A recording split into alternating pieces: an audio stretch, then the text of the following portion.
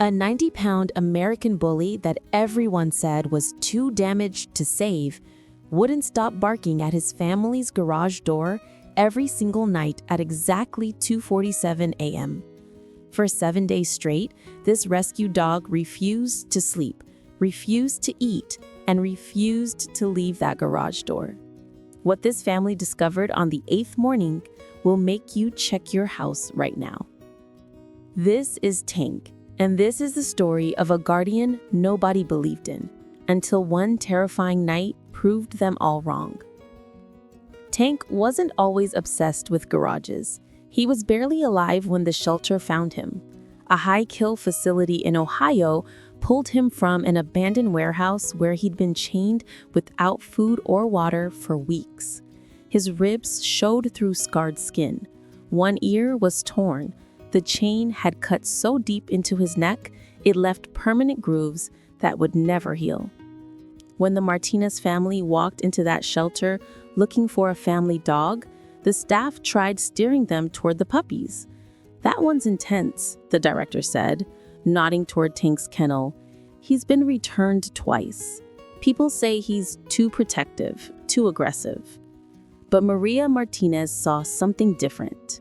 Behind all that damage, all those scars, all that pain the world had beaten into him, there was something else. Something that looked like loyalty, waiting for someone brave enough to accept it.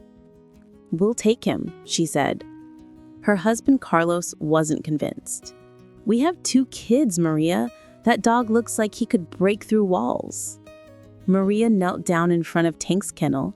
The massive dog just sat there, perfectly still, staring at her with eyes that seemed to ask one question: "Will you give up on me too?" His tail wagged once, just once, but it was enough.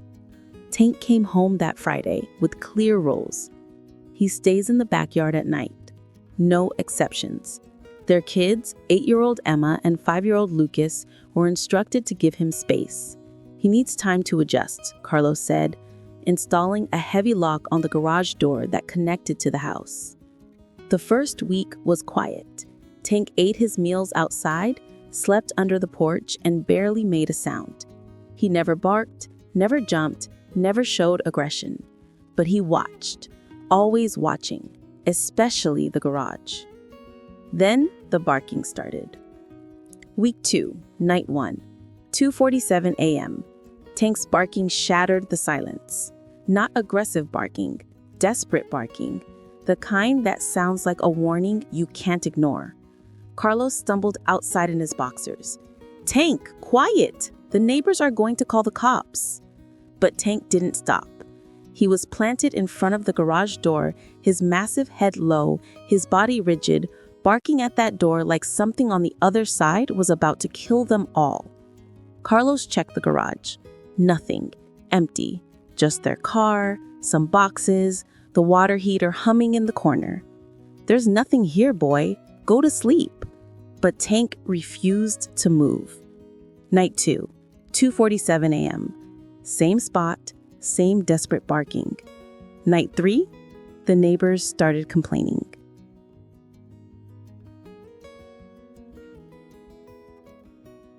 And if you're still watching but haven't subscribed yet, that honestly breaks my heart. Stories like this, stories about the dogs everyone gives up on, need people like you who believe every soul deserves a second chance. Please subscribe. We need you here. Night 4.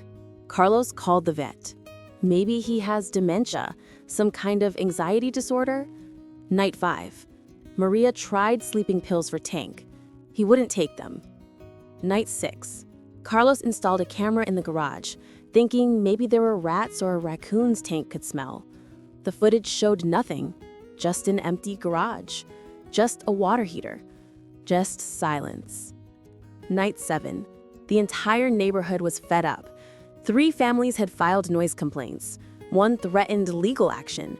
"Either control that dog or we're calling animal control," the guy next door said. "He's keeping my baby awake every single night." Carlos and Maria made a decision they'd regret for the rest of their lives. They sedated Tank. The vet had given them emergency tranquilizers months ago.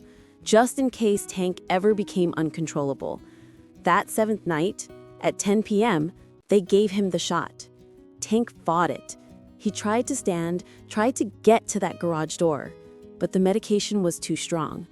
His legs buckled, his eyes closed, and for the first time in 7 days, the house was silent. 2:47 a.m. came and went. No barking, just peace, just sleep.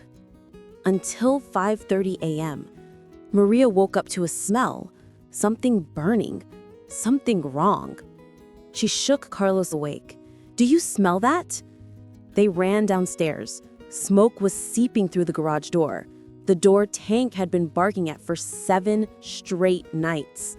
Carlos threw it open. Flames were climbing the wall behind the water heater. The electrical panel beside it was sparking, melting, dripping plastic onto the concrete floor. "Get the kids!" Maria screamed. They evacuated in 3 minutes, called 911 in 4. The fire department arrived in 8. The fire chief walked out an hour later, his face grim. "You're lucky you woke up when you did. Another 20 minutes and this whole house would have been gone. That electrical panel's been shorting out for at least a week. The fire was already burning inside your walls." Maria's legs gave out. "Inside the walls?" "Yeah, slow burn. Silent killer. The fire was eating through the insulation for days. You wouldn't have smelled it until it broke through. By then, you'd have maybe 2 minutes to get out."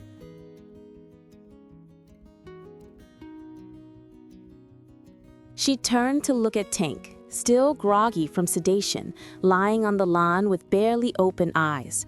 But even half-conscious, he was staring at that garage. The fire chief followed her gaze. "That your dog?" "Yeah."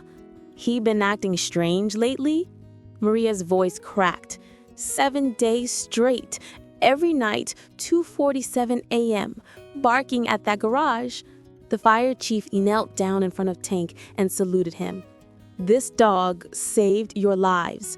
Dogs can smell electrical fires days before humans can. He's been trying to tell you." Maria dropped to her knees, tears streaming. "I'm so sorry we didn't listen." Tank's tail wagged once. The neighbor who'd threatened animal control knocked the next day, holding cookies and a new dog bed. Tank can bark anytime, forever. One by one, the neighborhood came by. Treats, toys, apologies. Because sometimes the most misunderstood souls are the only ones brave enough to save lives nobody else knew were in danger.